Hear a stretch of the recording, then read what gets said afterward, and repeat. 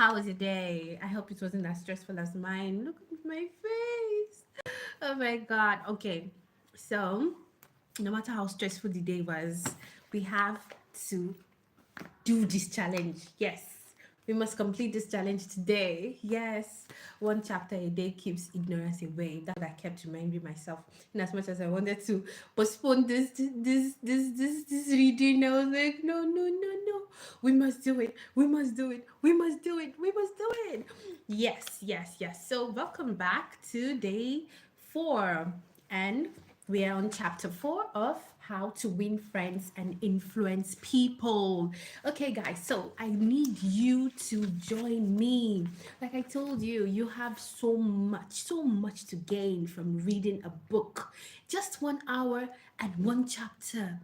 It's going to do you a lot good, a lot of good, a lot of good. Okay, so just to recap of the things you've learned in this book so far. Okay, so we've learned 3 principles in the 3 chapters so far. So the first chapter taught us about Dale Carnegie taught us about um the 3 negative C's. Yes, I'm trying to juggle my memory. The 3 negative C's, which are: number 1, don't criticize; number 2, condemnation; number 3, complaint. So those 3, guys, you have to stay away from those three C's. Stay away from them. Okay, in as much as you might be tempted, no matter how tempted you will be, stay away from those 3. Okay, in your relationship with people, because this is what this book is about. If you want to master the art of dealing with people, handling people in a way that you will win their hearts, you need to stay away from those 3 C's: criticism, condemnation, and complaint. Yes. The second principle we learned is giving sincere and honest appreciation. So if you want to know how to handle people properly, you want to know how to win their hearts, okay, you want to know how to get them to do what you want, you need to begin to learn the habit of giving honest and sincere appreciation. And we're able to the Carnegie was able to enlighten us about the difference between flattery and appreciation. Okay, so when you're flattering someone, you're not doing it genuinely, you're just doing it to fulfill all righteousness. Okay, but when you're appreciating someone, it comes from your heart, and the person is able to sense that, yes, this person is giving me a genuine compliment or a genuine accolade or appreciation. Yes. Yes. Okay, so the third principle that we learned, let me try to think. Let's see. Don't look. I didn't check it. Let me try and say the third principle is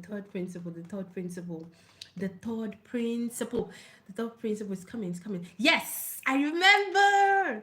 The third principle is, if you're trying to learn the art of dealing with people, handling people properly, you need to begin to see them in their own wants. You need to begin to investigate, do a research of what they want, not what you want. So if you're trying to make people do what you want, okay, you shouldn't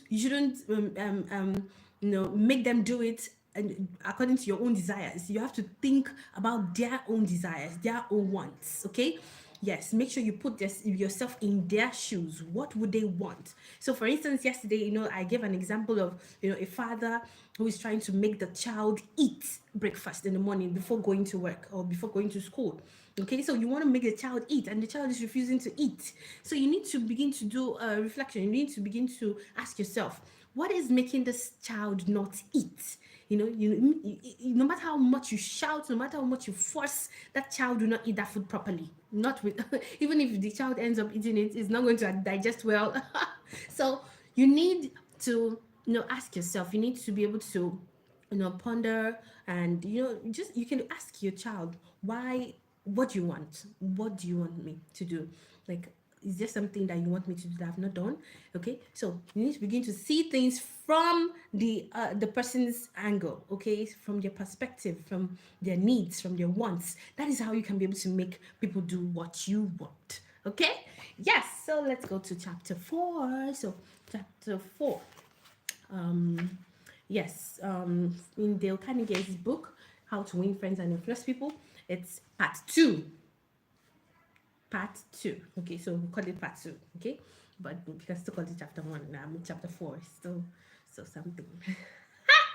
Okay, so chapter 4, in the part 2 of the Carnegie's book, we'll be learning 6 ways to make people like you. 6 ways to make people like you. So join me, okay? I'm going to schedule this live video tomorrow again. So I hope you would have purchased the book and we can read together, share ideas. You can share your views in the comment section, okay? Yeah, and I also share my views. I'm share my what I've learned from the book. Okay, so I'm going silent now. I need to study this. I can't wait to gain what is on this chapter. So see you soon.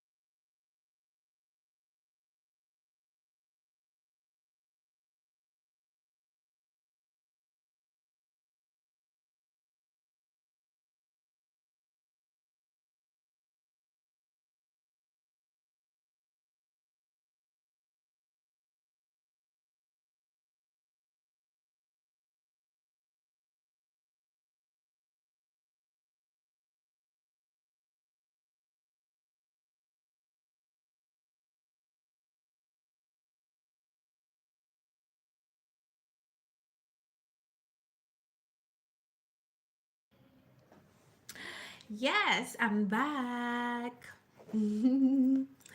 Yes, yes, yes, yes. Hi. Hi, Samson. Thank you so much for your comment. Okay, so yes, so we're on the principle. On part two. We're on part two of how to win friends and influence people. Okay, how to win friends and influence people. So you need to get this book. Okay, if you're someone who tends to come in contact with people on a daily basis, if you're someone who tends to come in contact with people on a daily basis, be it in an organization, be it in in a school, be it anywhere, even in churches, even in religious, places, we tend to come in contact with people. You cannot do without people every day. So if you want to have people on your side, if you want to win the hearts of people, you need to read this book. It is enlightening. Like, even if you feel like, oh, I'm a master at dealing with people, you can't know it all. There's so many principles here, so many lessons to be learned from this book. Okay, so if you're someone who is a team leader, particularly if you're a leader, you need to master the art of dealing with people, handling people, winning their hearts. Now, I had already done a recap of the chapters we've read so far on how to win friends and influence people by Dale Carnegie. I've already done a recap of those chapters, so you can rewind the live video after we're done and you'll be able to hear my views about it. But for this chapter, okay, after studying it, I highlighted some parts. um part two of this book is how to be able to make people like you. How to be able to make people like you. You might be thinking, why should I make people like me? You need people to like you. You need people to like you. If you want to succeed in this life, you need people to like you. Of course, there are so many people who say, oh, not everyone will like you, but there should be a proportion, a percentage of people who should like you and whom you will need. Not everyone will like you, of course. Not everyone will like you, but you need at least some people to like you, people who will be beneficial to you in one way or the other. So you need people to like you. Don't you dare tell yourself, oh, why do I need people to like me? I don't care about whatever. But you need people to like you. At least you need some people to like you. Yes, yes, yes. So the first principle of this part two is that you need to become genuinely interested in other people. Become genuinely interested in other people. Now, I'm going to cite an example. For example, you're a leader at work, you're someone who is a boss at work, or you're a team leader of a group of people, okay? And you don't even know the birthdays of your team members. Every day you just come, hey, hello, good morning. Okay, we are having a meeting. Yes, we meet by this. Okay, you have the meeting, and that's all. Everybody goes to their station. After the end of the day, okay, bye. I see you tomorrow. That's all. Nobody is getting to know each other. Okay, you as a team leader, you should at least know something. You need to be interested in the lives of your team members. Okay, the more you're interested in them, the more you're gaining their hearts. Okay, you won't have any whenever they want to come to you, they're coming to you freely. Okay, so you need to be interested, genuinely interested in people, not just because you are going to need them at some point. No, because it's a principle of gaining hearts, of winning hearts. So you need to be genuinely interested in people. Okay, now here's a part of the book of the part two that I highlighted. If you want others to like you, if you want to develop real friendships, if you want to help others at the same time as you help yourself, become genuinely interested in other people. Get to know the people around you. Okay, even if you're in a situation where you feel like that your interest is more important, you need to put your interests aside and think about the interest of the person, okay, you're in contact with. Okay, so that's what this part two is about. You need to be genuinely interested in other people. Now, another part of the another section which I highlighted in part two is If we want to make friends, let's put ourselves out to do things for other people. Now, here is how you can become genuinely interested in someone or in people. Do things for them. Do things for them. Sacrifice some time, some of your time or resources for those around you. You understand? So that's what this chapter is all about. Okay, things that require your time, your energy, or even just the thoughts, even just the thoughts. Okay, there's some particularly in business or in an organization. Everybody is doing their own thing. Everybody focuses on his or her own self. Nobody wants to think about anyone. But if you want to win the hearts of people, you have to begin to think about what others want. What are their needs? No, maybe in their family, in their homes, no one is able to fill their emotional tank. Okay, and when they come to work, it's the same. So when that person finds one genuine person who is interested, the person asks, "Wow, yesterday you were looking so jovial, so happy. Today you look different. You look more sad, more green. What's going on?" That's just that question alone can make a person pour out their mind to you. And before you know it, they are talking and talking. And they would, at the end of the conversation, they'll feel so relieved because they found a listening ear, someone who genuinely asked what is going on with you. So, being genuinely interested in people can, secure your place in their hearts. You understand this? Yes. So, take out time to do things for people in your neighborhood, in your household.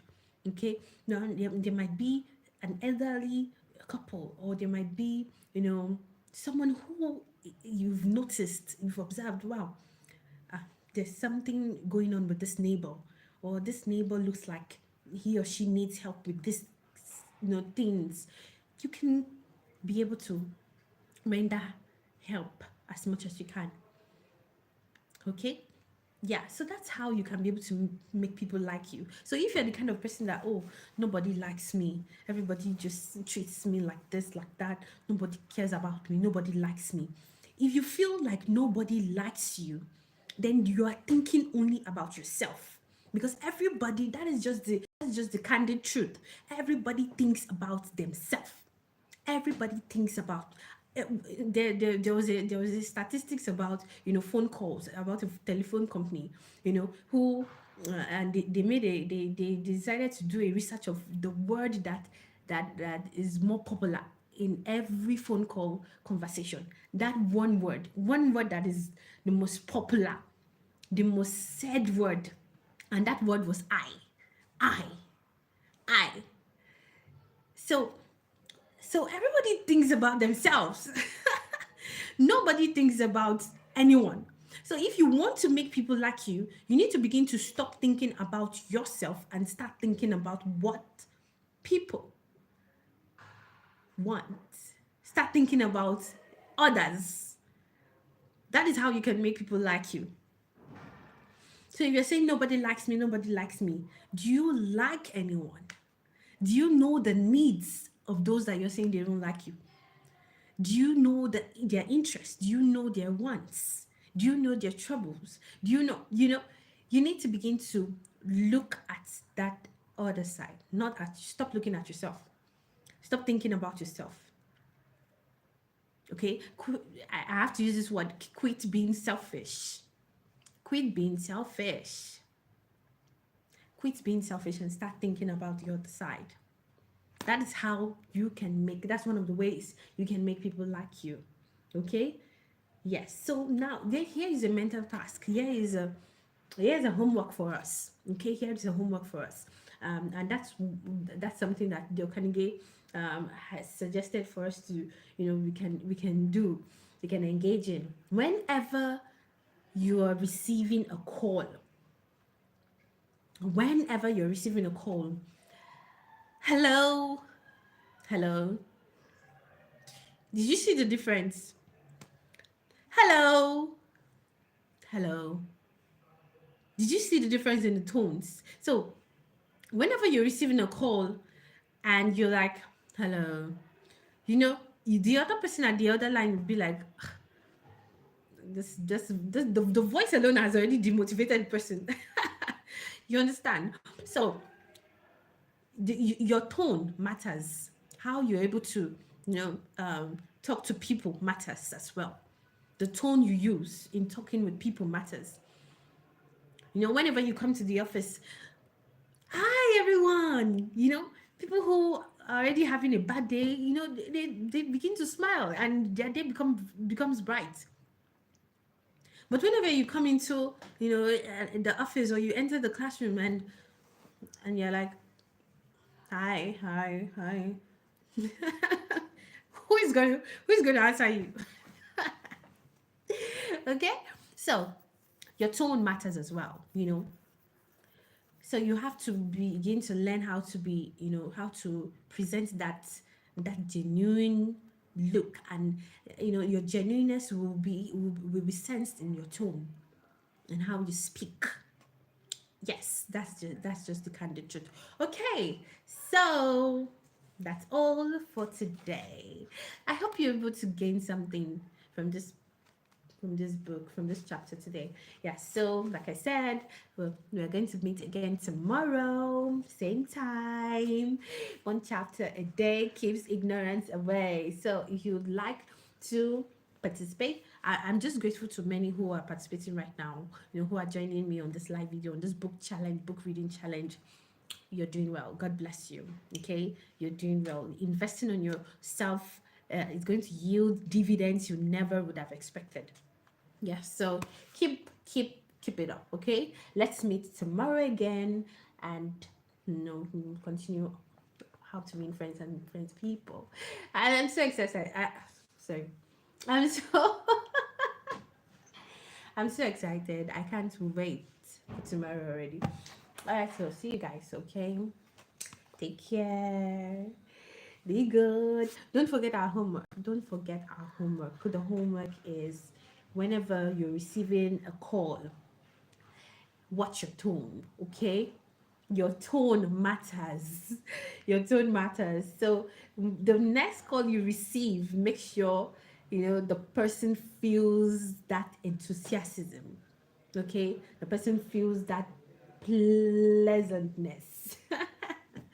And I'm not speaking English, I don't know. All right, bye guys. See you tomorrow. Take care.